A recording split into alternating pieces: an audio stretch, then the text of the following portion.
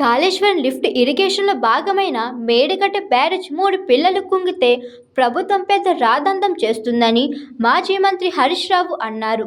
ప్రస్తుతం లండన్ పర్యటనలో ఉన్న ఆయన ప్రవాస బీఆర్ఎస్ నేతలు నిర్వహించిన సమావేశంలో పాల్గొన్నారు.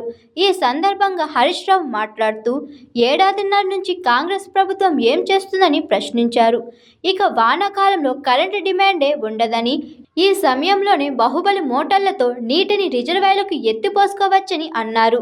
హైదరాబాద్ నగరంతో పాటు శివారు ప్రాంతంలో రియల్ ఎస్టేట్ పూర్తిగా కుప్పకూలిందని హరీష్ రావు కామెంట్ చేశారు. అందుకే రాష్ట్రంలో ఎన్ఆర్ఐలు పెట్టుబడులు పెట్టేందుకు సుముఖంగా లేరని ఆరోపించారు. తెలంగాణలో ఎప్పుడు ఎన్నికలు వచ్చినా బీఆర్ఎస్ పార్టీదే విజయం రాసిపెట్టుకోండని కామెంట్ చేశారు. రాష్ట్ర అభ్యున్నతికి పాటు పడాల్సిన ప్రభుత్వం కమిషన్లు, ఎక్వైర్లు అంటూ కాలం గడుపుతుందని అన్నారు. ఏ పని చేయకుండా గోబెల్స్ ప్రచారం చేస్తున్నారని ఫైర్ అయ్యారు. రేవంత్ రెడ్డి పాలన చూశాకే ప్రజలకు కేసీఆర్ విలువ ఏంటో తెలిసిందని అన్నారు. రాష్ట్రంలో విచ్చలవిడిగా అవినీతి రాజ్యం ఏలుతుందని, కాంగ్రెస్ పాలనలో తెలంగాణ వెనుకబడిందని కామెంట్ చేశారు Harish Rao. Hi, this is Swathi.